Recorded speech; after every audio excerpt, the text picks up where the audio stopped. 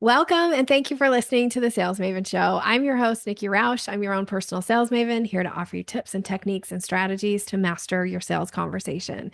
Today's episode is a sales success story with the brilliant, the amazing, the incredibly kind Melissa Jacobs, who is a long term client. And you may remember she actually appeared in episode 181, where we did another success story with her way back then.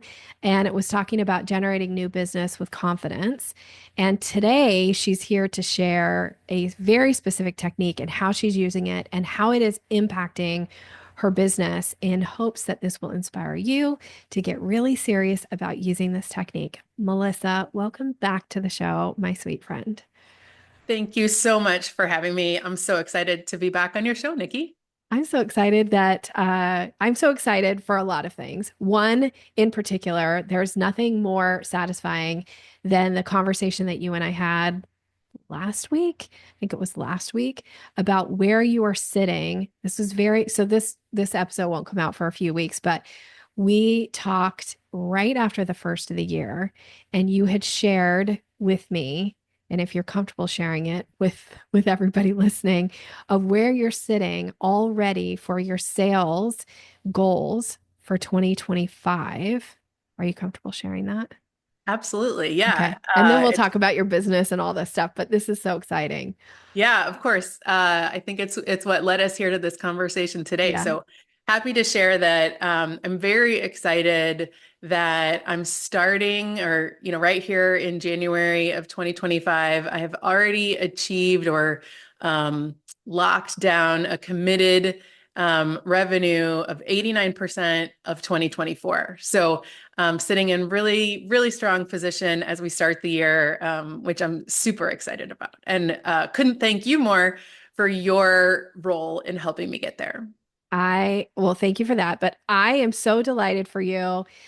Please, if you're driving in your car, if you're listening on a walk, or whatever you're doing right now, please send good wishes and celebration to this huge accomplishment for Melissa, because how amazing must that feel to go into a new year feeling like I've already booked 89% of what I did last year? Like, woohoo, that is freaking awesome. And I'm so proud of you and I'm so excited for you.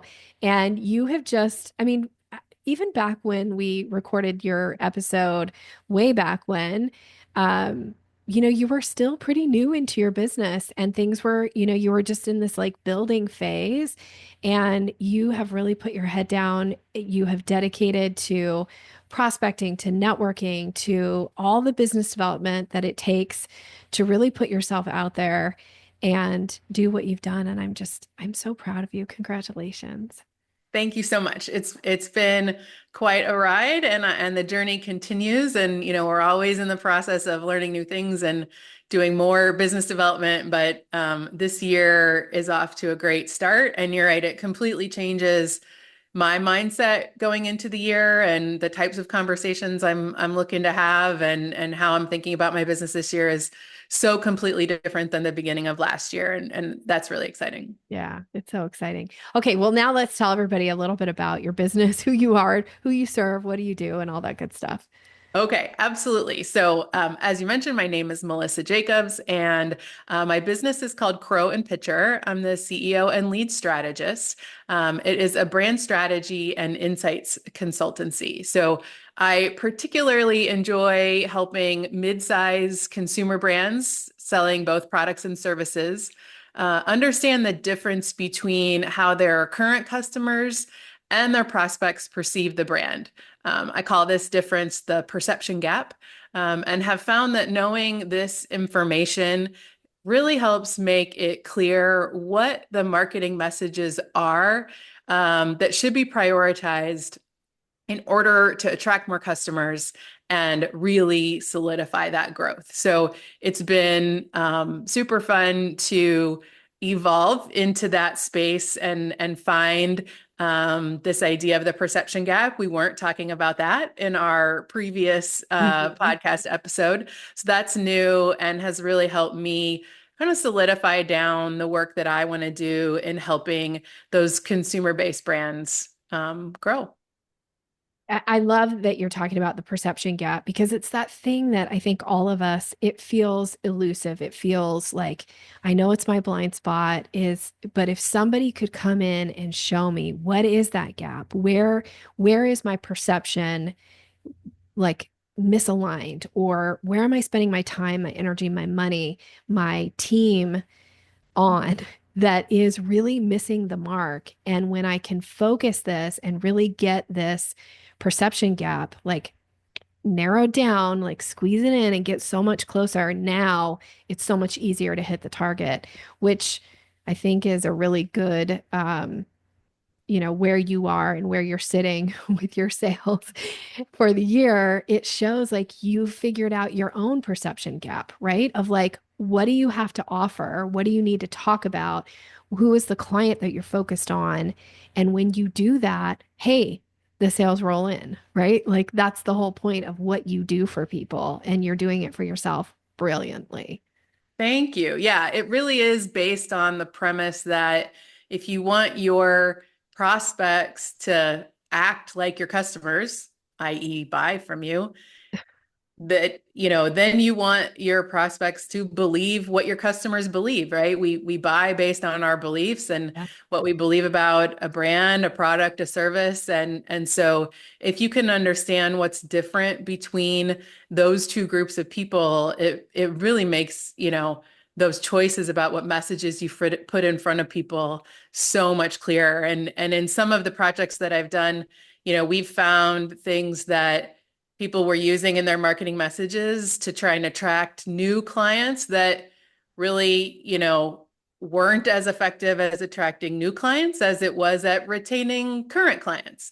And so that's an opportunity to save those messages for a different time. And it's not that the message is bad, it's just kind of used in the wrong spot. And so that's another part of kind of getting clear on the perception gap that has been really neat to see with clients as we've been able to move around the messages that they're using. Sometimes it's creating, brand new messages, and other times it's moving them around and using them in the right spot. Yeah.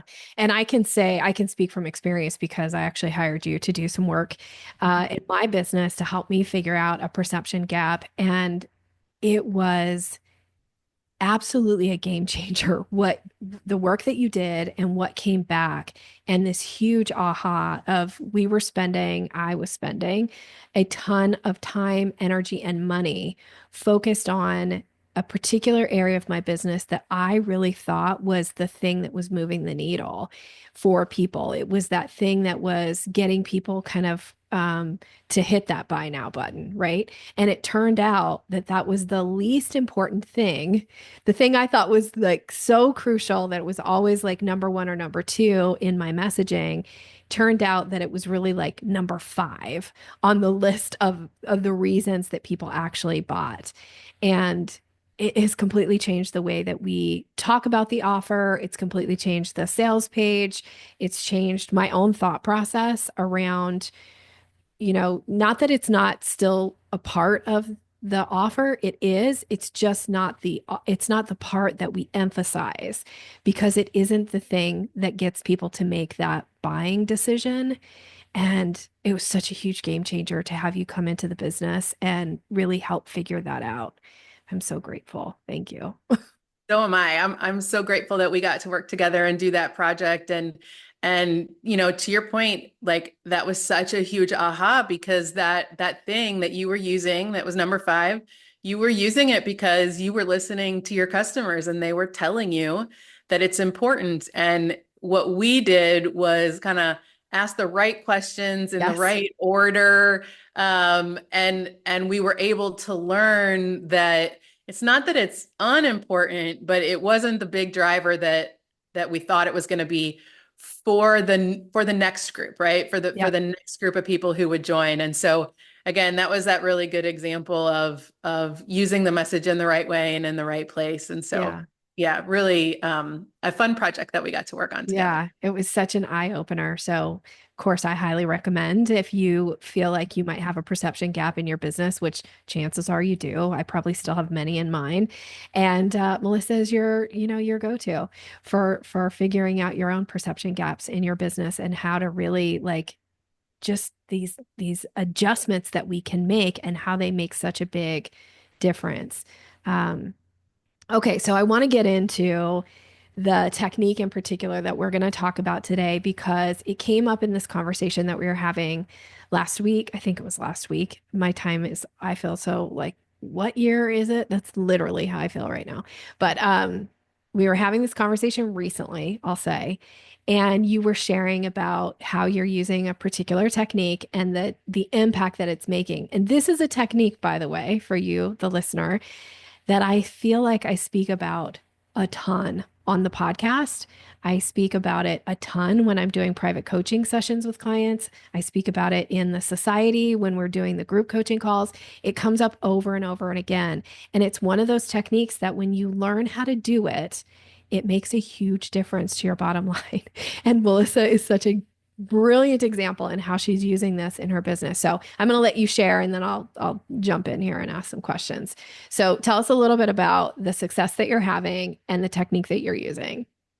Absolutely. So the technique is the give a menu technique. As Nikki said, she's got examples of giving this suggestion and teaching this technique all over her work. And so we had met a couple of months ago and we're working on some business development that I was working on, and she reminded me of this technique, and it's definitely been something that I've used and then used even more recently.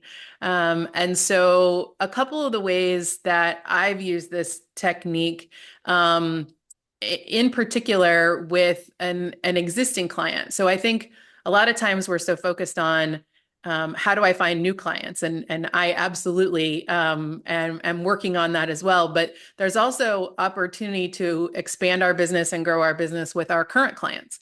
And in this case, I was talking to a current client, and we have a piece of work with that client. We've done the work to find the perception gap in their business between their, that gap that exists between their customers and their prospects. And we're in the process of building out new advertising in order to work on closing that gap.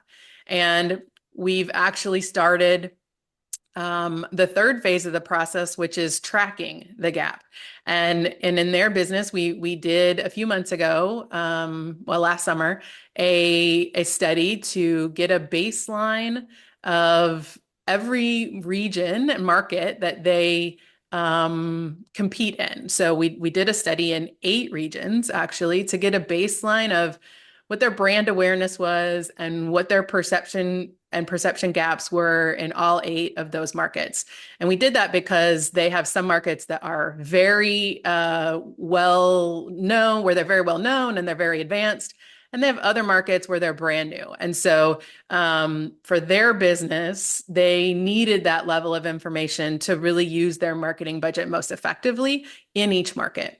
And it came time to talk about the next phase. So 6 months later, are we going to are we going to do this study again? Is it the right time to do it again? And in that case, this was sort of a mini version of giving the menu, where I gave a menu of, hey, we can choose to do the study again now, 6 months later in all the markets. We could choose to wait and not do the study right now if it wasn't appropriate for their business and the right way to invest their money. Or we could choose select markets where they had done some activations, they had invested in some advertising. Maybe you want to do just a few of the markets. So I kind of gave that menu. And of course, as Nikki teaches, you give several options, 2, 3, 4 options, and then you say, or something else, to make sure that they have that opportunity for their brain to tell them whatever the right answer is. And it was really interesting to watch my client because I could almost see on her face this sort of analysis process of thinking through Well, there's a couple markets I know I want to test in. She said that out loud as she was thinking. And then she came around and said, "You know what? Let's just test all of them." And it was a really interesting process because she was confident in the decision. I could tell that by having had each of those menu options kind of in her brain, she had made a thorough assessment of each of those options and thought through her own budget and the decisions that she was getting ready to make, and came around and said, "No, I'm ready. Let's do wave two in all of the markets." And that study is in the field right now. So that's one example of sort of with an existing client and an existing project, um, using that menu option to get clarity and a yes decision to go ahead and move forward now. Yeah. Um, Okay, so I want to just pop in here and just kind of highlight a few things that Melissa's commenting on. So, first and foremost, giving a menu, the whole purpose behind this technique is to make it easy for the client to make a decision. It isn't about them necessarily picking this option over that option, or you trying to, convince somebody to buy this thing over that thing. It's to allow their brain to make a decision. And one of the ways that you do that is by giving them some really simple choices that they can pick from, which is exactly what Melissa did here. And so instead of saying to the client, "What would you like to do next?" Now that requires them to try to think of like what that answer would possibly ever be. And maybe depending on how you're having that conversation, if you're sending it to in an email and they're like, "I don't have time to think of that answer, so I'll just, table that and move back to it at a later time," which then they never come back to it. Now it's up to you to kind of chase them down to try to find an answer to that. So in a live conversation, they might get overwhelmed and say, "Well, I think we're not going to do anything right now," because they don't have any choice to pick from. So when you can give a menu like this, you allow their brain to go, "Oh, let me consider this option. Maybe, maybe not. Let me consider this next option. Oh, okay. This thought or that thought. Okay. I see these options. Let's now pick this option." So it's about helping people make decisions, and it's so crucial for you to continue to move the business forward. So in this particular case, Melissa has already secured this business, but she has to deliver on it. And the way to deliver on it is to get the client making the decisions that are needed so she knows what to do next. So, this is why giving a menu here is so impactful, and it makes it easy. And especially when you have clients that are bombarded with making a ton of decisions all day long, they're probably overwhelmed, they're probably overtaxed, they're probably tired.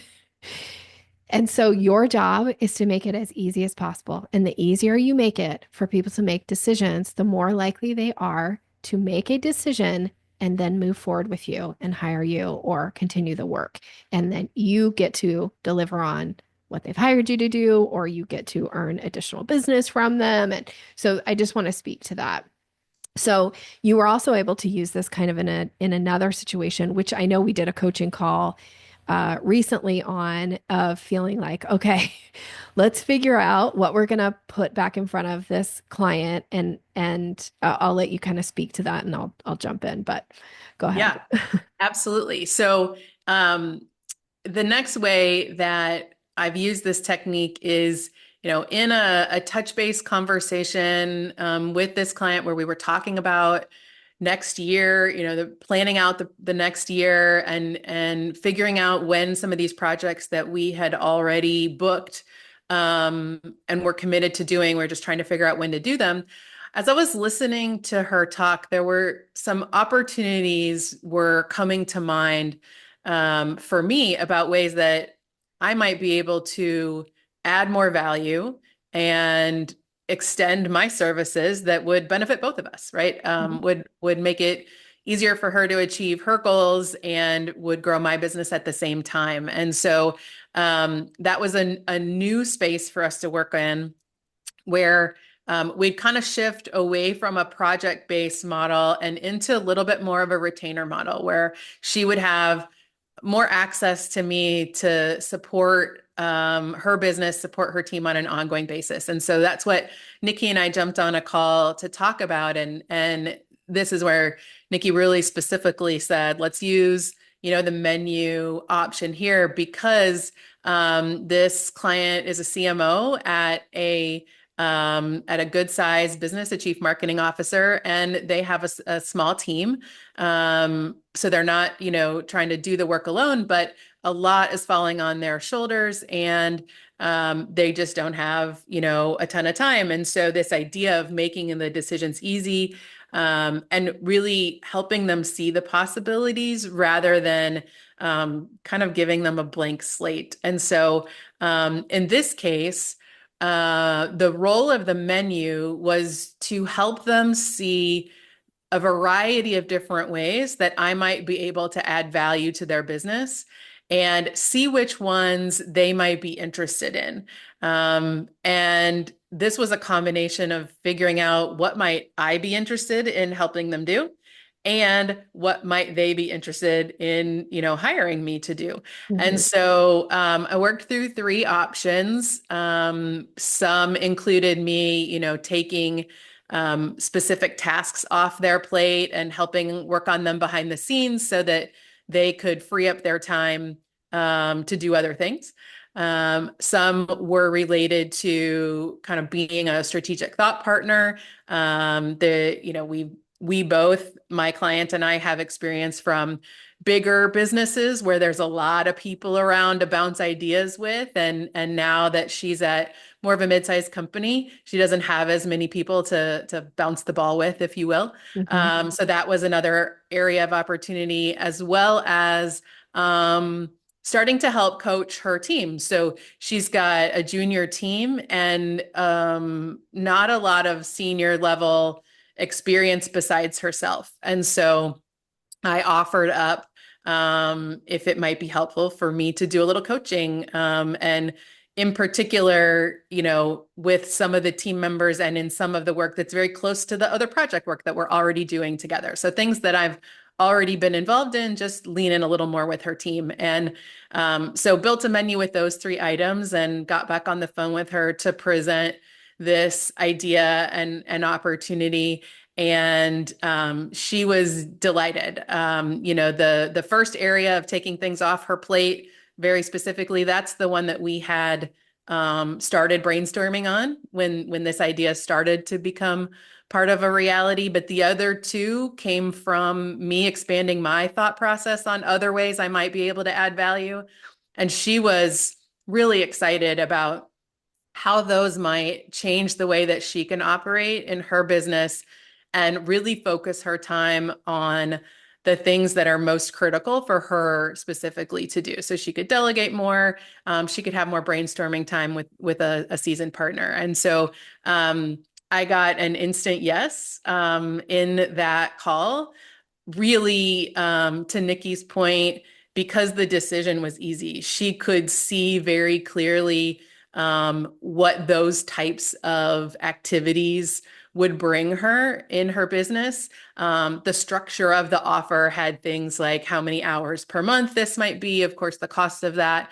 But it was the menu of scope items that really made the decision more clear for her and helped her work through that. And as we begin to execute on that this year, it's already really clear to both of us, the types of places that we're going to interact and the ways that we'll be able to work together. And I'll be working to make sure that in each of our touch base calls, I continue to give her a menu, continuing to remember that, she's got a lot on her plate. There's a lot more activity and things going on in her world than I am privy to. And so the more I can help her make those decisions on ways that she can utilize me and the hours that she's already committed to, then the more likely she'll be to re-up and continue for the rest of the year.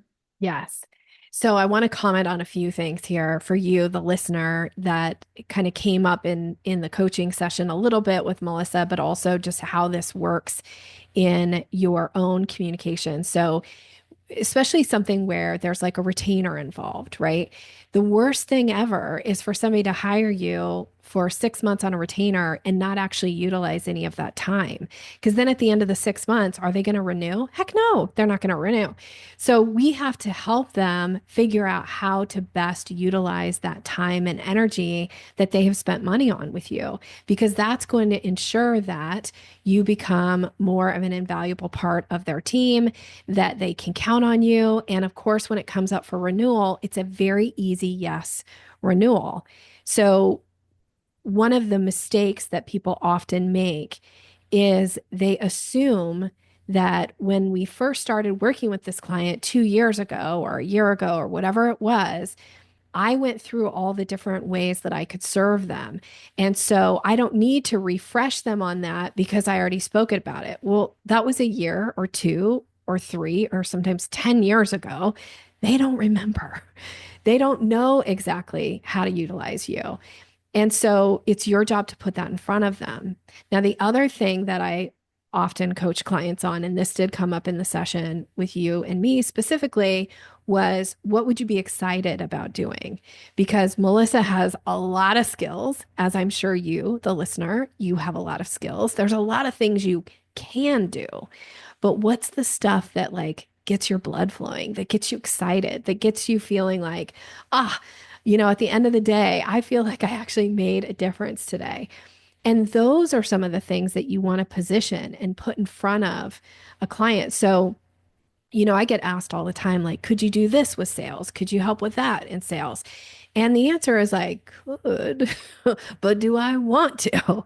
And so when you're going to put options in front of clients like this, you should also be asking yourself that, because there's lots of things I could do. There's lots of things Melissa could do. But if it becomes something where she's like, oh, every time she sees an email from this client, or every time she has to get on that meeting and go through some procedural thing that might drive her nuts, again, the energy that's going to be exchanged, it's not going to get them really excited, right? About renewing her contract in 6 months or in a year or in 2 years or whatever it is. So think about those things for yourself too. It is your job to make it so easy and it's for someone to buy from you, but it's also your job to guide somebody to how to be successful and utilize your services and take advantage of what's possible for them. So you need to put that back in front of them. And so as soon as Melissa did this, and I know you came back afterwards through Voxer and you're like, this was an easy yes, right? Like she was so delighted to just have somebody, in this case, Melissa, say to her, let me make it easy for you. Here's some different ways that you could utilize these retainer hours. Which of these feel like the best solution for you? And she's like, heck yeah. Like, let's do this, this, and this. This is amazing. And now it's easy. And now Melissa becomes an invaluable part of the team when the contract comes up for renewal, which we've now had a few renewals with this particular client. I know you have. I'm part of the team. That's how I look at myself here. Is that they have continued to say yes, and even this particular company has had a very, like, they've been through a lot of turmoil, this company. And yet you have this ambassador within the company that is going to bat and saying, we need Melissa on the team because she brings all of these things to the table. And so it makes it an easy, like, continuous, client, which for me is always about how do you increase the lifetime value of your existing client base? You become invaluable to them. You become such a fantastic resource that it is going to be the thing that they're going to want to give up last when they're asked to cut budgets, when they're asked to streamline things, right? So be thinking about this in your own business. And this is so crucial, especially right now where we are in our society and what's going on in the economy is like, how can you be an invaluable part of somebody's team, even if you're not getting a paycheck from them, twice a month or whatever with the title on the check from the company, you're still a part of the team. Make yourself a part of the team. Yeah, I have to say, Nikki, the push from our coaching session where that you just talked about for, asking me to think about how not only could I add value, but what ways would it be most exciting and fun and, get out of bed in the morning ready to, jump into the activity kind of things was really transformational for me, along with the immediate push that you gave to make sure that, in the regular calls that we built into the proposal to make sure that, the client is, I'm staying connected with them and we don't just get into that space of everything is busy and so they forget to leverage me. Mhm. Where, your push to continue using the menu technique, the give a menu technique, even in those, every other week calls, because that's the way that we'll keep this thing moving. We'll be able to provide the most value and they'll get the most benefit out of this,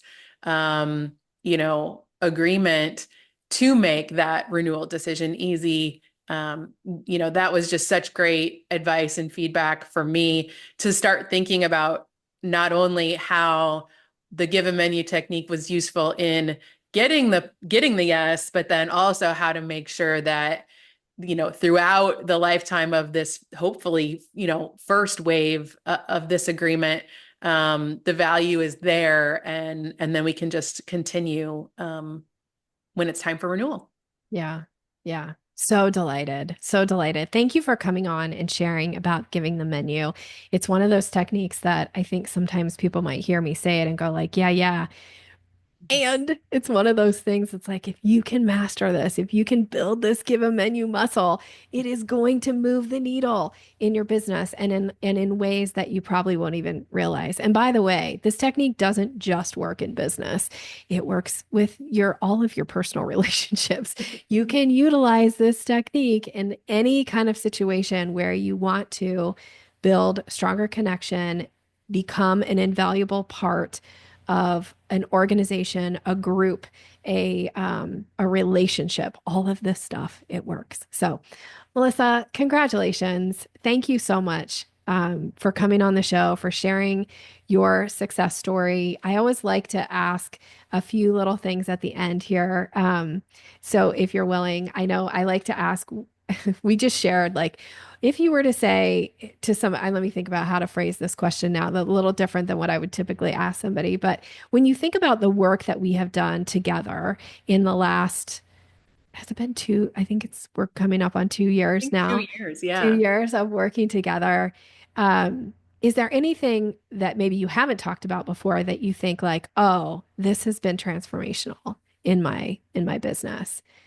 Not that Well, we're I going to think, go into the technique, but just for you to share. yeah, I mean, jumping off where we've just been, the idea of making things easy for the people on the other end. So whether that's what we've just talked about with the menu, technique of making it easy for them, or even all the way back to what I think, for me was, the immediate transformation of how many I statements were in my emails, when I very first started listening to you and learning from you, helping people, taking those I statements out makes it easier for them to read an email and think about it from their own perspective and put themselves in their shoes. So I think just broadly across the board, the way that you approach everything in a context of how do I make it easy for people on the other end, whether it comes to sales or, in my work, I put consumer research into the field. I'm always trying to think, even more so now than I ever did before, about how do I make it easy for them and what's their experience like, whether that be somebody I'm, trying to build a more sales relationship, working relationship with, or even in the way that I do my work. So I think maybe that's maybe the biggest thing I've gotten from you is just how do we make it easy for the person on the other end? I love that. Thank you. Thank you for sharing. What is the best way for somebody listening right now who's thinking, I need to understand this perception gap in my business? How do I get a hold of Melissa? What is the best way for people to connect with you?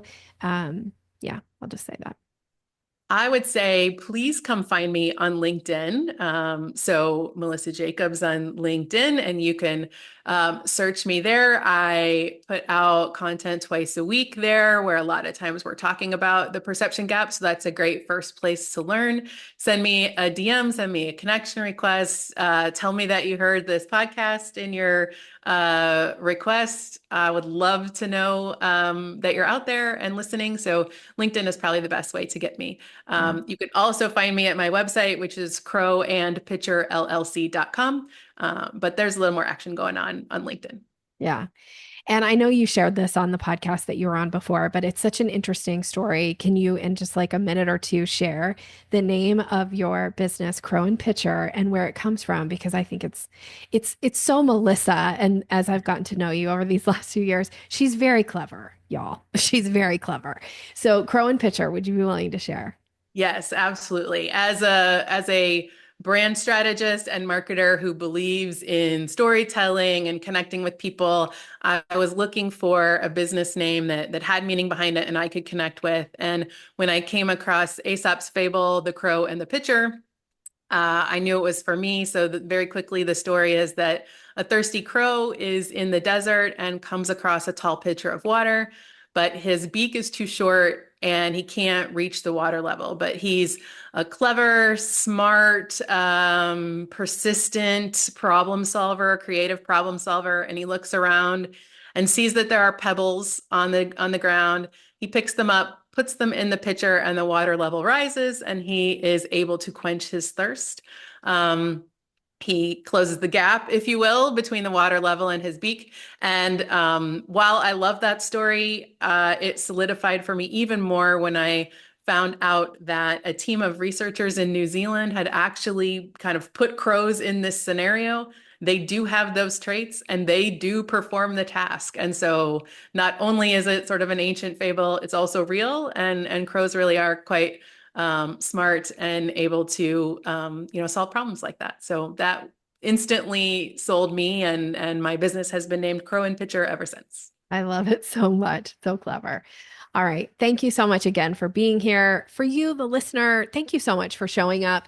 As Melissa said, if there was something that jumped out in this podcast that you were particularly like excited to hear, if you want to just send her a shout out on LinkedIn and congratulate her on her success so far already in 2025, please do that. And if you want to share with me what was something impactful that you took away from this podcast episode, I always want to hear from you. So thank you for listening. Melissa, thank you again for being here. And I'm wishing you all continued success in all that you're doing. Have a great rest of your day.